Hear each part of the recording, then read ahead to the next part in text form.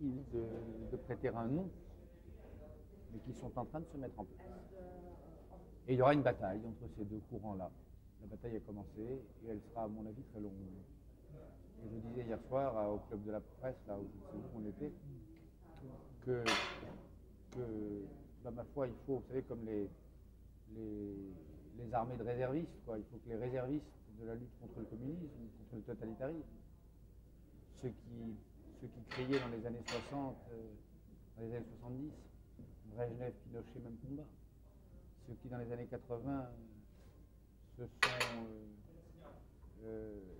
ceux qui, dans les années 80, ont travaillé à la décomposition du communisme, ceux-là, les réservistes de l'antitotalitarisme, il faut qu'ils se remobilisent, il faut qu'ils reprennent le pactage.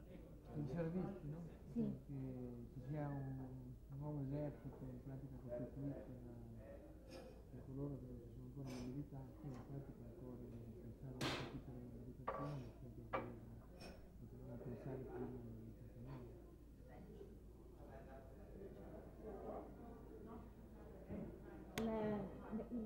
Di questi giorni sono la vicenda della Germania, di sciopero in Germania, della grossa crisi economica in Germania. Perito Melina vagante. La crisi che abbiamo chiamato crisi economica, politica nel mondo, questa non la considerare come une bombe qui va exploser tôt ou tard. Pour l'instant, écoutez, je crois vraiment que la France de l'affaire Touvier, aujourd'hui, n'a pas de leçon à donner à l'Allemagne, pour l'instant. La manière dont la France a traité sa mémoire fasciste ne l'autorise pas à donner des leçons à la façon dont l'Allemagne a traité son passé nazi. Non, moi je crois qu'il y a aujourd'hui une vraie restructuration de l'Europe entière. C'est pas l'Allemagne, c'est pas la France, c'est aussi bien l'Italie, c'est aussi bien la Pologne, autour de cette nouvelle ligne de clivage dont je vous parlais tout à l'heure. Démocratie, populisme, en gros. Je dis populisme, faute d'un meilleur nom qui viendra, qu'on trouvera. Mais disons provisoirement populisme. Il y a là une nouvelle ligne de partage, une nouvelle ligne de fracture, et elle traverse peut-être même d'ailleurs au-delà de l'Europe. Vous savez, moi j'étais récemment, il y a 2 ans, j'étais au Pérou par exemple, au moment où Mario Vargas Llosa se présentait aux élections présidentielles. C'était la même ligne de partage, la vraie. C'était plus la gauche et la droite, c'était plus le communisme et le libéralisme, c'était vraiment ça. D'un côté la démocratie, le droit, l'universalisme, le cosmopolitisme, l'Occident, l'acceptation d'un lien organique avec l'Occident en Amérique latine, d'un côté ça, de l'autre côté la haine de l'Occident, la haine du droit, l'indigénisme, l'esprit autochtone, l'esprit de tribu, qui allait alors là de droite à gauche, depuis des mouvements d'extrême droite péruviens jusqu'au mouvement d'extrême gauche du Sentier Lumineux. Le mouvement maoïste, terroriste, le Sentier Lumineux, je ne sais pas si c'est Sendero Luminoso. Donc ça marche au Pérou, ce partage-là. J'étais en Israël. Il n'est pas impossible que ce partage-là fonctionne aussi. Que le vrai partage qui travaille la société politique israélienne, ce sera moins le partage de la droite et de la gauche, des conservateurs et des progressistes, des travaillistes et des libéraux. Je crois que c'est pas ça. Je crois que c'est de plus en plus celui que je vous dis. D'un côté, ceux qui croient à l'universalité, au droit, à l'Occident et à ses valeurs. Ceux qui croient que la terre est dans les têtes autant que sous les pieds. Que la terre est la testa autant que sous les pieds. Et de l'autre côté, ceux qui croient que la terre c'est la terre, et rien que la terre, que les communautés sont naturelles, que la bonne communauté est une communauté naturelle, que le droit importe moins que la force, que une communauté se structure en excluant et en marquant la frontière avec l'étranger, et ainsi de suite.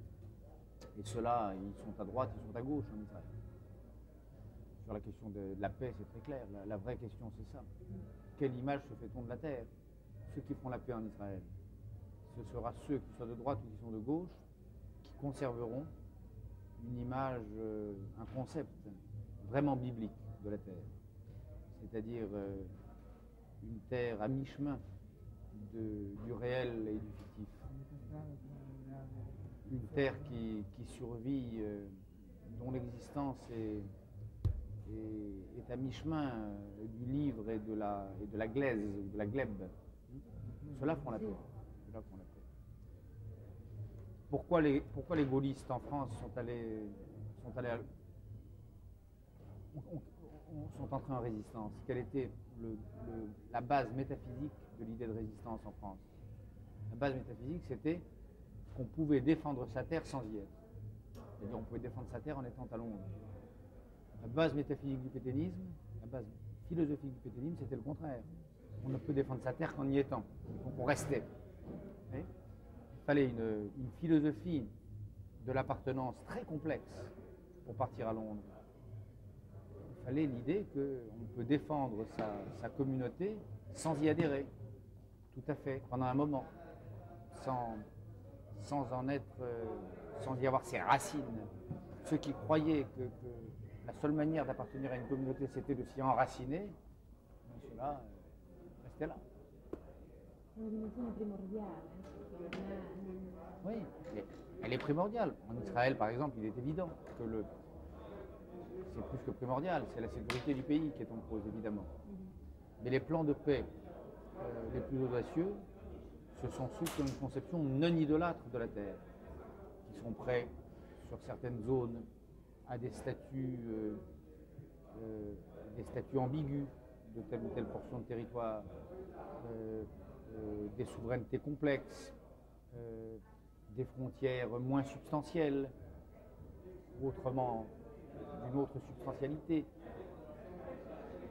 Pour faire la paix au Proche-Orient, il faudra une philosophie. Et cette philosophie, ça ne sera pas la philosophie organique, communautaire, populiste et indigéniste que certains ont dans la tête aujourd'hui. Donc ceci pour vous dire que ce partage, ce nouveau partage qui s'instaure sous nos yeux, qui n'est pas la droite la gauche, qui n'est plus le totalitarisme et la démocratie, qui est l'intégrisme et la démocratie. L'intégrisme, c'est quoi? Intègre. Donc, l'esprit du propre, l'esprit du terroir, l'esprit autochtone, ce partage-là, on peut penser qu'il est le partage planétaire des années qui viennent. Un'ultima osservazione, io avevo seguito, era stata ospite al Maurizio Costanzo Show, si ricorda? Quando ha presenti dei Deschinesi.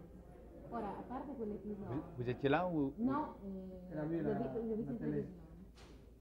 E su questo c'è stato un gran dibattito da quella trasmissione, no? Questa è l'aria sulla legittimazione che hanno, non dite questi cinesi, ma chi comunque sostiene, come di stessi revisionisti, chi sostiene idee revisioniste e dichiaratamente antisemite e razziste, sulla legittimazione che hanno a far valere queste idee, a parlare con loro, cioè, no? Ci sono due schieramenti, quelli che come lei e come sono anch'io tendenzialmente non parlano, non accettano di parlare con queste persone, e la maggior parte che invece bisogna conoscere, sentire le loro ragioni. Chi posizione prendere in questo caso? E questo è un problema grosso. Oui, mais je l'avais dit ce soir-là à la télévision, je crois. Je l'avais dit. Oui, mais voglio ripetere. Sì. Non, moi Sì. non, moi je crois qu'on peut... Je crois qu'il ne faut pas censurer l'information. Ancora non censurare L'information. Ce qui existe, il faut le montrer, bien sûr. Mais la grande erreur, la grande faute en revanche, c'est la banalisation. Oui. C'est-à-dire que montrer des nazis à la télévision, pourquoi pas? Mais il faut bien dire et bien montrer que ce sont des nazis. Et l'erreur serait, et était ce soir-là d'ailleurs, peut-être, ou a failli être, l'erreur a failli être, de donner le sentiment aux gens qu'il y avait un débat Ma rischiate di essere un errore, no? entre nazis et anti-nazis, qu'on pouvait faire son choix, qu'on pouvait, comme dans un jeu d'enfant, jouer cette carte, comme dans un tiercé, jouer nazi ou jouer anti-nazi. Sul stesso piano. Sì, no, giocare chi fa i nazisti, come i cowboy Sì. e gli indiani, no? L'erreur, Fai c'est i de mettre- nazisti, i l'erreur, c'est de cattivi, mettre sur- buoni, no? Cioè come metterli in un gioco comune, Sì. quindi si tratta ancora della dialettica, no? Esatto. Come Mais- se devi della dialettica Voilà, ancora. voilà. Mais bon, je crois que Mauricio Costanzo avait finalement évité ce piège à la fin de l'émission, j'espère. No, ma continuo a Mais au début de l'émission, quand j'ai vu que les types étaient applaudis, leur arrivée, autant que celle du journaliste du Corriere della Sera ou du présentateur télévision sympathique ou de moi, je me suis dit voilà, on est dans la logique du spectacle, tout vaut tout est équivalent. Ça, c'est une faute. Questo è un errore, sicuramente questa equivalenza spettacolare tra i singoli. E allora come per esempio si sarebbe dovuto fare? Non dico nel caso specifico, ma Questo lo proposere, che se- l'opposizione, Re- même pour la lecture, Reportage.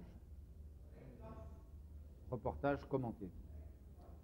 C'est-à-dire filmer ces gens, leur donner la parole, et ensuite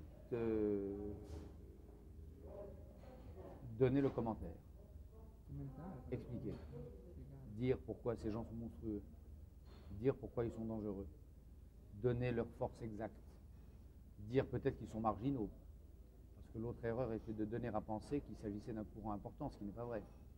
C'est pas un courant important, c'est rien. è vero? Bien. Donc reportage et commentaire, pas débat.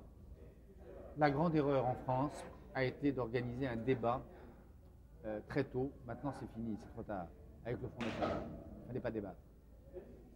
Il fallait lui donner la parole, bien sûr. Il dit alors c'est la guerre. On peut arriver à la guerre aussi. Mais avant la guerre civile, il faut donner la parole au Front National. Mais pas débattre avec lui, pas discuter, pas se mettre sur le même plan, pas échanger des arguments, pas faire assaut de séduction, pas faire assaut de rhétorique. Vous voyez? Voilà. Moi, j'ai beaucoup dit ça en France. Il ne fallait pas débattre. Il fallait lui donner la parole, oui. Inviter à 7 sur 7, inviter au journal télévisé, M. Le Pen parlait. Et puis après, que le journaliste, les responsables de la chaîne disent, voilà, ben vous venez d'entendre le responsable d'un parti néo-nazi. Je tiens à préciser ou à vous rappeler ou à vous informer que dans le dernier numéro de son journal, il disait ceci et cela, que les propos qu'il vient de tenir à la télévision sont en contradiction avec ce qu'il dit dans les meetings plus secrets du Front National, et ainsi de suite. Donner l'information, pas le débat idéologique. Un'ultima domanda e poi finiamo. L'intervista più lunga di tutta la Davvero? No, no, perché Mais elle est tellement jolie. vabbè, presenti. È troppo. Ok. E che cosa volevo dire, in Francia si sta verificando quanto è accaduto anche in Italia con le elezioni, solo che lì invece appunto la Lega, cioè il Front Nazionale, per le prossime politiche in Francia il rischio è fondato che questi possano avere un grande Le Front National? oui. Je ne sais pas. Moi, j'ai été surpris, heureusement surpris, par le score du Front National aux dernières élections, qui était moins fort que ce qu'on craignait. On attendait 14, Lo score è molto minore di quello. pas molto. Che si pensava, On attendait 14 ou 15 et Oui. c'est pas tout à fait 12. Oui. Mais c'était des élections régionales. Et aux élections régionales, ce genre de partis sont plus faibles. Hein.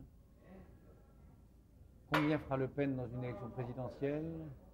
Combien feront les députés Front National dans une élection législative? Je ne sais pas. J'ai tendance à penser qu'ils feront davantage. Oui.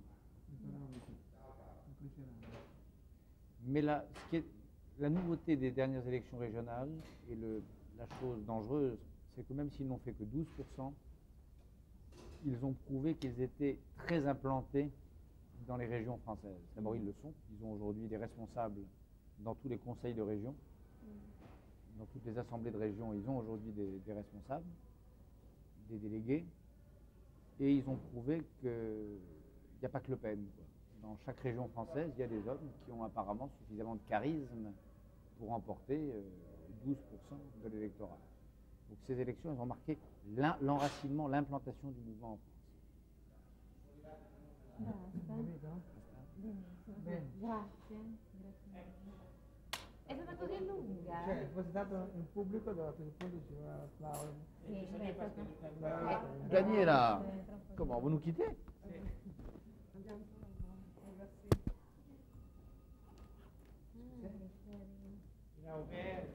Non, il a déjà ouvert, ils ont déjà le fait.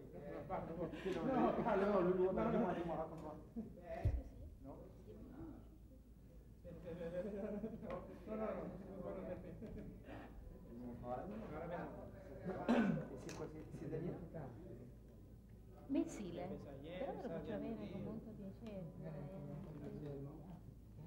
Una copia di due? Io ho E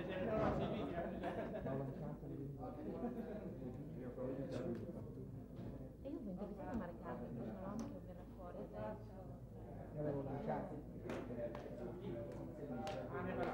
Ci possiamo magari dare...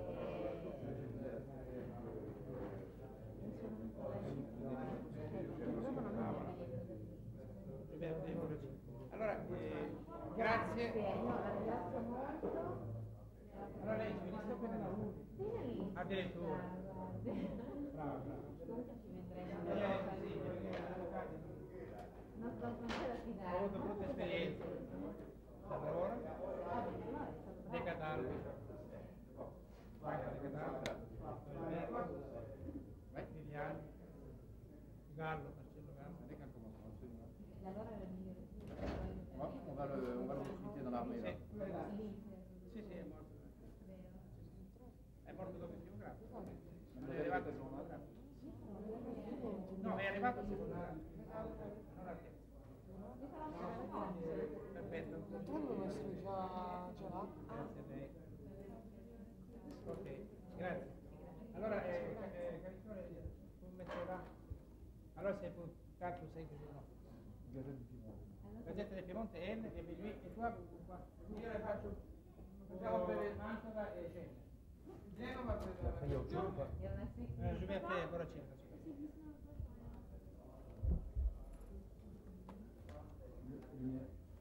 Mi ha fregato.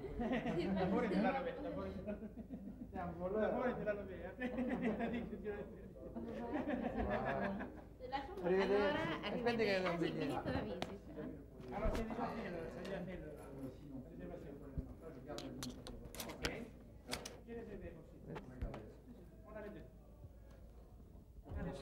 Una miriade.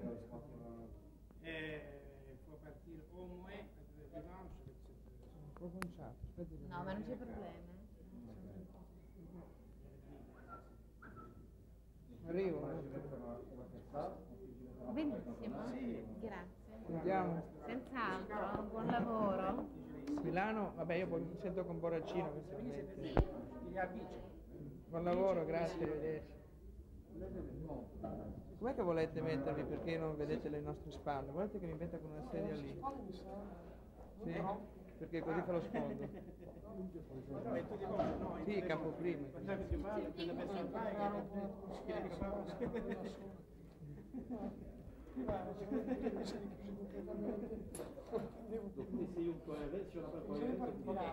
Vuole che metta lì? Fate presto. Mezz'ora. Je peux te mettre à côté de moi, mais si tu veux. Hein? Oui. Justement, c'est un film qui va rester pour la postérité. Aspetti un attimo.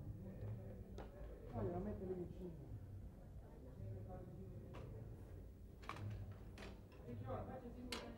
Non so che facciamo simultaneamente, solo montando.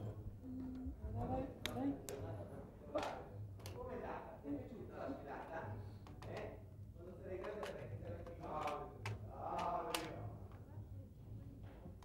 Une?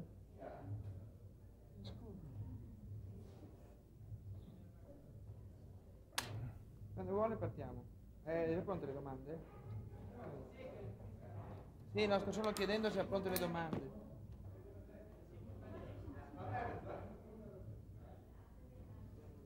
Je sais qu'ils sont tous psychanalystes. Hein. Il me dit je suis chez le psychanalyste. Voilà.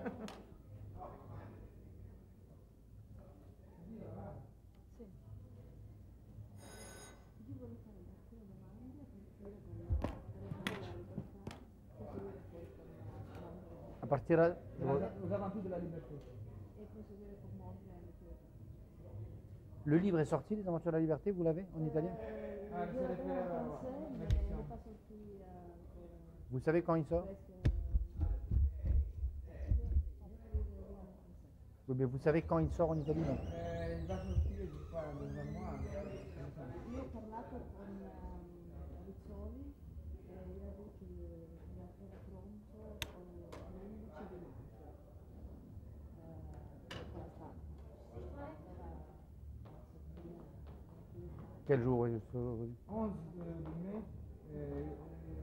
mai, c'est déjà prêt. Aujourd'hui, c'est quel jour? Aujourd'hui, c'est le 17. Donc, je pense que l'advertising n'était pas encore fait et ils vont être contemporains, ça peut être la fin de l'année. Con la storia del Plus è sorta la nozione intellettuale. Per questo XX secolo la Francia ascolta questa nozione e ha prodotto... J'entends rien du tout. Ouais, Mais je préfère avoir le... Répétez. Con la fase del Plus è sorta la nozione intellettuale. Per il XX secolo la Francia ha ascolta questa nuova figura che ha prodotto lì. Lei ne fa quasi una storia. Ha cercato nella loro Ha cercato? Ah, Oui, nella loro vita. si è interessato ai loro viaggi, ha tracciato precisamente una direzione differente. Dopo questo lavoro, dopo l'ordine intellettuale, insomma, questo per sé, la nozione di intellettuale è sempre la stessa, si è avuto qualcosa che Je crois qu'elle n'est plus la même. Je crois que l'intellectuel traditionnel, avviciniamo a tutte e due.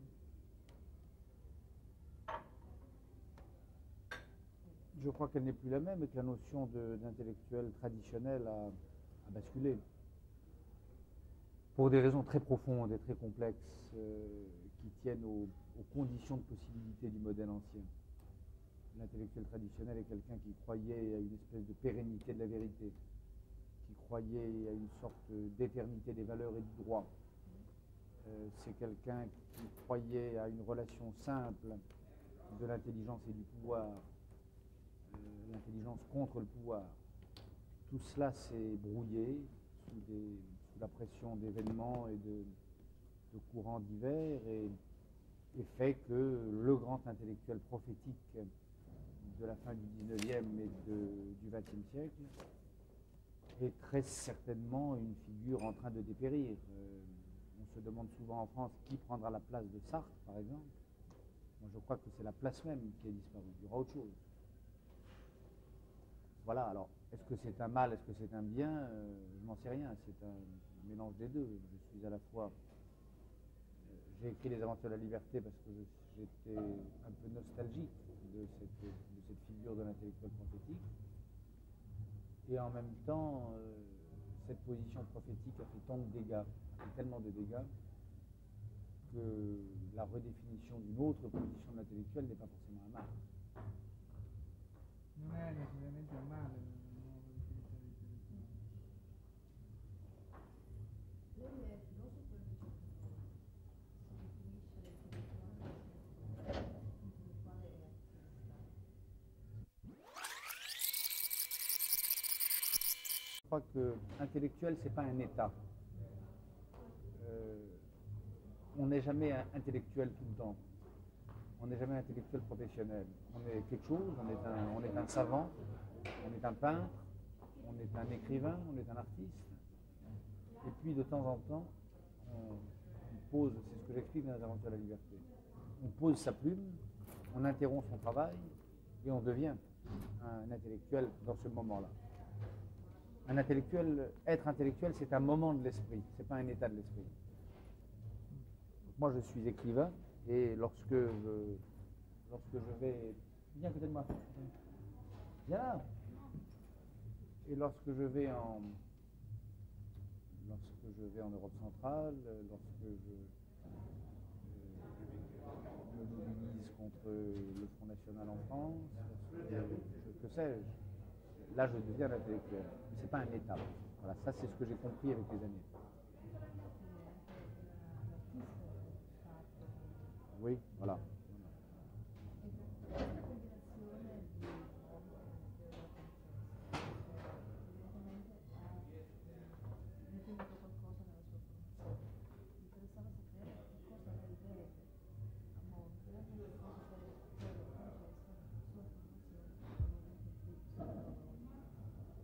Je pense que l'un et l'autre ont participé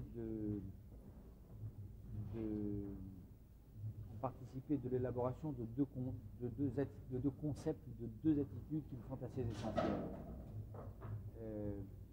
D'un côté, la critique du romantisme, du pathos, du lyrisme et de toutes les idéologies qui vont avec. Piero della Francesca et Mondrian sont des maîtres à cet égard, autant que peut l'être Baudelaire, ou autant que pouvait l'être, je ne sais pas, Althusser ou Foucault lorsque j'étais très jeune. Une espèce de démystification, de désenchantement des charmes romantiques. Hein, Et puis, l'antinaturalisme. Je crois, moi, que les philosophies naturalistes sont des philosophies dangereuse. J'estime redoutable une philosophie politique qui nous dit que les bonnes sociétés sont les sociétés naturelles. Je déteste les esthétiques, les conceptions de l'art qui nous expliquent qu'il y a une nature esthétique qu'il faut laisser s'exprimer, donc il faut retrouver le jaillissement. Donc moi je ne cesse depuis 15 ans, c'est peut-être un des points, s'il y avait un point fixe de mon travail et de ma pensée, ce serait celui-là, je ne cesse de faire la guerre au naturalisme. Et là encore, Piero della Francesca, avec ses visages massifs, avec son goût de la mesure et du calcul, avec sa technique mise au poste de commandement, avec ses visages inexpressifs, avec la chasse qu'il fait à l'émotion ou au pathos sur les visages ou dans les mouvements des corps, va dans le sens de cet antinaturalisme. Nous ne parlons pas de Mondrian qui, comme vous savez, poussait l'antinaturalisme jusqu'à la manie, jusqu'à la phobie. Vous connaissez l'anecdote, vous savez que Mondrian devenait malade quand il voyait du verre. Lorsqu'on l'installait à table face à une fenêtre et que derrière la fenêtre il y avait un arbre, il demandait à changer de place parce que la vue de l'arbre lui donnait la nausée. Donc là, c'est poussé un peu loin, l'antinaturalisme et l'amour du paysage urbain. Encore que je comprenne assez cette position-là. Moi, je crois en effet, je préfère le paysage urbain au paysage naturel. Je préfère une très belle tour de béton comme on en voyait dans le New York des années 60, à un paysage de campagne hollandais tel que ceux qui ont bercé la jeunesse de Mondrian. Mais en tout cas, la philosophie qui est derrière ça, c'est-à-dire l'idée que la nature rend esclave et que la technique libère, que la racine, l'enracinement est la matrice, l'origine, la source des servitudes, et que la grande aventure de liberté, c'est l'aventure qui vous détache de tous les ancrages naturels, qui vous fait choisir d'autres appartenances, d'autres rassemblements. Ça, je le crois. Je crois que Mondrian, là-dessus, a fait le choix juste. Voilà. Donc, en effet, Piero comme Mondrian, pour moi, sont des événements fondateurs de ma vision du monde, autant qu'ont pu l'être des philosophes ou des écrivains. Et c'est pour ça que ce livre vient aujourd'hui, il vient presque tard d'ailleurs dans mon existence, mais c'est pour ça qu'il a sa place dans l'ensemble de mon travail et de mon... Scrittura e scrittura sono due cose differenti per lei o c'è qualcosa che la scrittura, nel modo in cui la scrittura trova la scrittura e la scrittura nel modo in cui la scrittura procede? Non, je crois que ce sont évidemment deux choses différentes, mais avec des passerelles. Et moi, ce qui m'intéresse, c'est les passerelles. Ce qui m'intéresse, c'est les peintres qui écrivent, par exemple. Il y a deux races de peintres. Il y a les peintres qui n'écrivent pas et les peintres qui écrivent. J'ai un goût particulier et une inclination particulière pour les peintres qui écrivent. Delacroix écrit, Matisse écrit, André Masson écrit, et ainsi de suite. Piero della Francesca écrit, Mondrian écrit. Là, Leonardo écrit. Mais ces deux-là sont des peintres qui écrivent. Piero della Francesca, à son époque, passait pour un théoricien de l'art davantage que pour un peintre. Et quant à Mondrian, à son époque aussi, certains pensaient qu'il était un écrivain de l'art plutôt qu'un peintre. Ils avaient tort. Enfin, il était aussi ça. Ce qui m'intéresse, c'est les passerelles, de même que je suis passionné par les écrivains qui ont écrit sur la peinture. Même si... Pardon? Est-ce que je peins? Non, ça je ne peins pas. Non, mais j'écris sur la peinture. Non, un écrivain. Non, c'est sans doute là. Il y a des écrivains qui ont un peu dessiné. Il y a des dessins de Malraux qui sont d'ailleurs assez mauvais. Bon, enfin, Malraux a dessiné, Cocteau dessinait. Mais en effet, ça c'est pas moi. Non.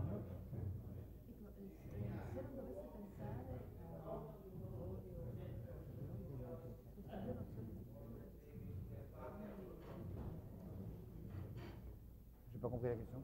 Se non dovesse pensare a attori o scrittori, la nozione di pittura e di scrittura,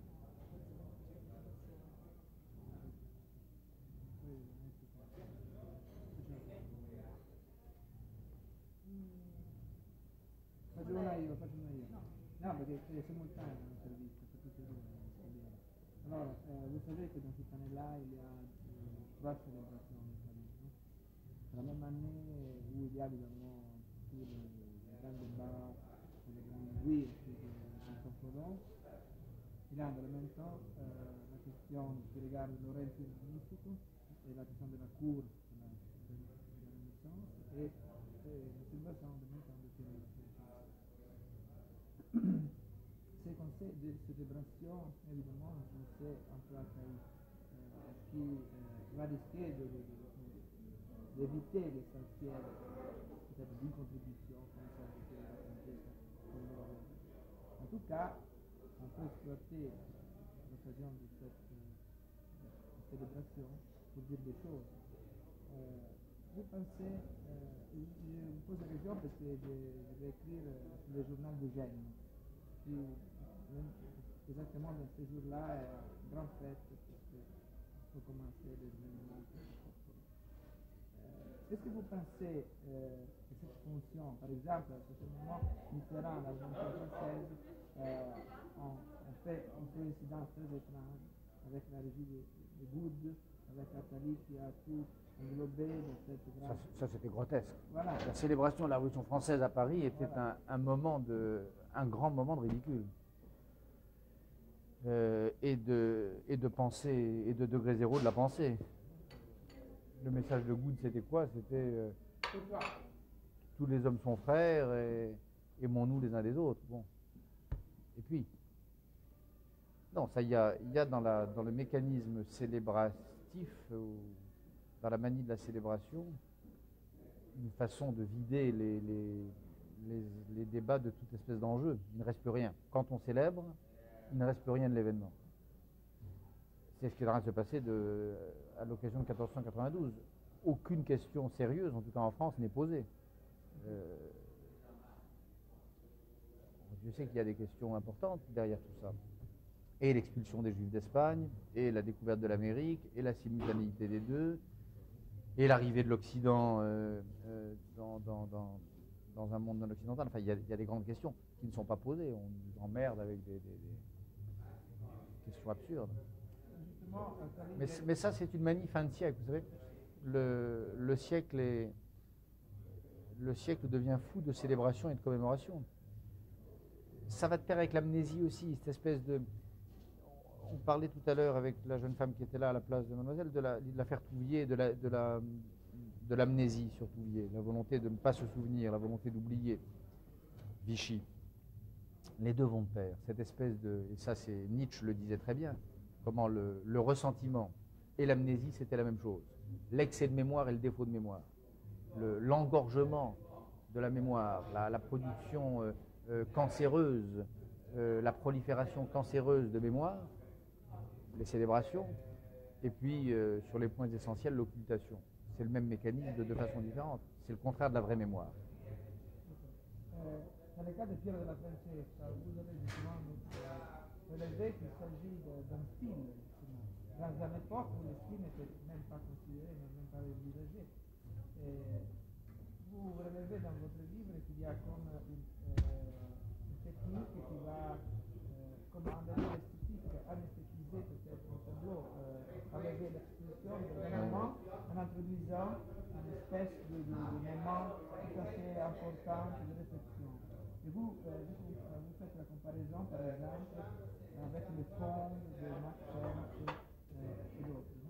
Justement, vous savez qu'il y a cette technique que Bertolt Brecht avait appelée de l'estranisation, le fait de rendre étranger quelque chose. Piero della Francesca a produit une chose tout à fait extraordinaire, aussi les tâches du pathos. Voilà. Ça, c'est un exemple, ça me semble, de ce que l'intellectuel, même s'il est peintre, même s'il vit dans la Renaissance, doit faire, c'est-à-dire de se détacher de ce qui va... C'est ce que je disais tout à l'heure. La question c'est, je trouve, non, que la célébration c'est toujours du pathos. La célébration c'est quelque chose dans laquelle c'est le populisme. Hein? C'est le populisme des pays qui n'ont pas de grands problèmes économiques comme la Pologne ou Yougoslavie ou l'ancien Union soviétique. Pour l'instant, en Yougoslavie, on ne célèbre rien, on compte les morts. Les morts de l'indigénisme. Voilà. Les morts du devenir tribal de la planète. Ah oui, on ne célèbre pas, oui. Alors, un mot à propos de Christophe Colomb. Christophe Colomb, on va demander à propos de cette coïncidence. Christophe Colomb va introduire, grâce à un lapsus, va introduire un nouveau monde, va introduire une nouvelle époque. Attali, dans son livre, a démontré qu'il y avait beaucoup de coïncidences dans cette année, parce qu'il n'y avait pas seulement la question de l'hiver, mais il y avait aussi beaucoup de monde qui allait dépasser beaucoup de limites dans plusieurs temps, de plusieurs. Quelle est votre impression à propos de cette nouvelle deuxième renaissance qui va se poser aujourd'hui? C'est-à-dire, quel est le continent qui va se poser, par exemple, pour un intellectuel, pour un écrivain? Quel est le continent pour un écrivain aujourd'hui? Écoutez, il y en a un pour l'instant, c'est la découverte de l'Europe. Christophe Colomb a découvert l'Amérique. Nous, il nous appartient non pas de découvrir, mais d'inventer l'Europe. Ce qui risque d'être au moins aussi coton que la découverte de l'Amérique. Moi, je ne crois pas du tout à un mouvement irréversible vers l'Europe. Les responsables politiques ont l'air de penser que la machine est lancée, que rien ne l'arrêtera, que c'est inévitable. Moi, je ne crois pas. Je crois que les résistances seront de plus en plus nombreuses, que la blessure symbolique sera de plus en plus grande. L'idée même de frontières est je ne suis pas sûr que l'humanité européenne soit capable de vivre sans l'idée de frontières. Je ne suis pas sûr que cette idée de frontières traversées, de frontières abolies, ne soit pas une idée qui puisse rendre fou. La monnaie unique, hier je parlais avec Antonin, avec mon fils, qui me demandait mais comment on fera quand on aura les écus au lieu des francs. Est-ce que lui qui a 11 ans, l'idée donc de renoncer aux monnaies nationales, l'idée d'une monnaie unique, hein, l'idée qu'à Rome, à Paris, à Madrid, on paye avec la même, lui semblait très étrange. très étrange. Et pourtant, bon, on ne peut pas dire qu'il... Hein? Oui, et l'idée même l'inquiétait. L'idée l'inquiétait. Donc moi, je ne crois pas que je ne crois pas que la construction de l'Europe sera une partie de plaisir.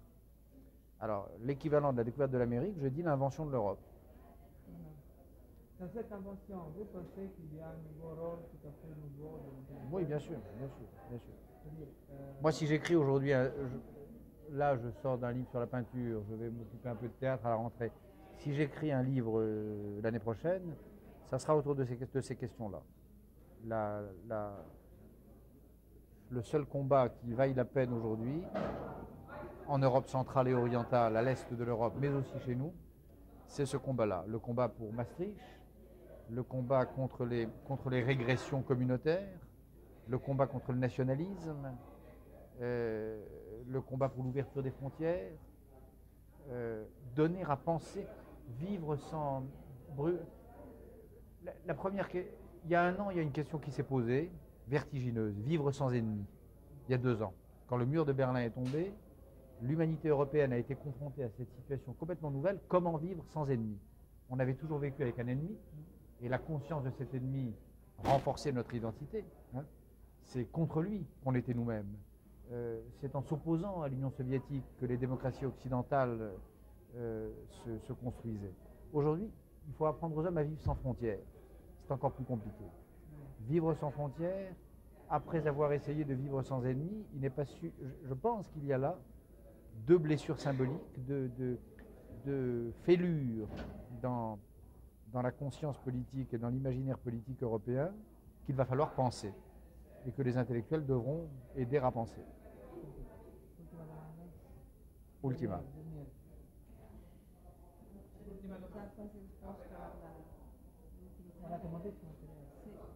Hein? La dernière.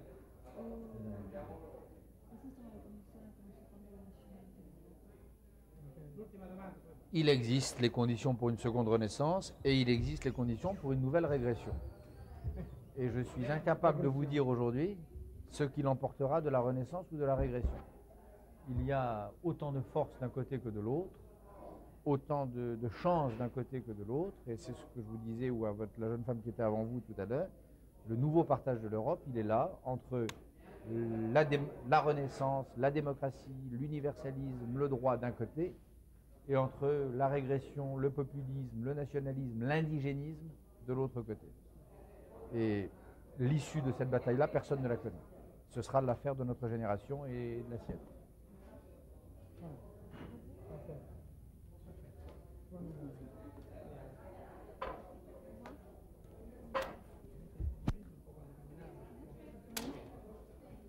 Hey Armando, on a terminé.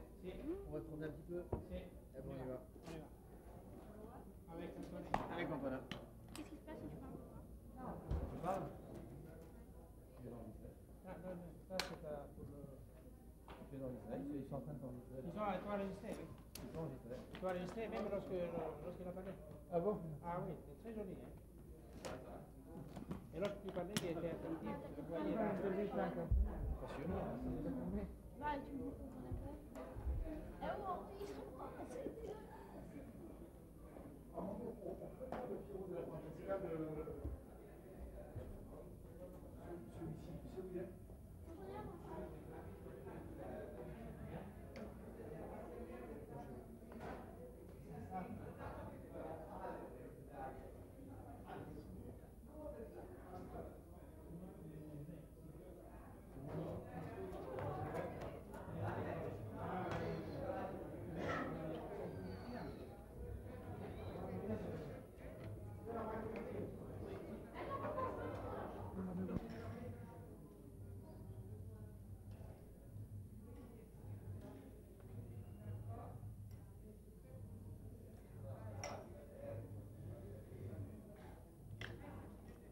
Matteo, vieni qua col bicchiere.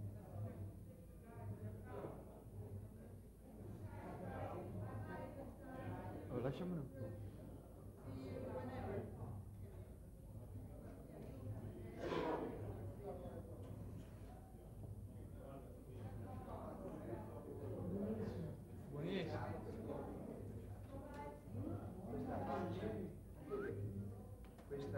d'appalto che deve essere messa in televisione, così mi chiameranno in America. Sì. Ma che voi che siete competitivi, voi che siete adesso saltato fuori. Sì, vero. 3-4 volte, sì, 4 volte. 35 anni che faccio questo mestiere, non voglio più farlo. Sono stanco, io sono tanto artista. A Luciano Muti che mi ha fregato il brevetto, quella macchina è la mia. Io vi do una notizia in esclusiva, ora non posso perché poi gentilmente se siete a Milano mi date il vostro ingresso. Io ho una causa aperta e non posso parlare. Quel brevetto è il mio, l'ho fatto nel 1979. Io sono un pranoterapista, oculista e mi ha fregato in pieno la macchina, però avevo tutta la documentazione.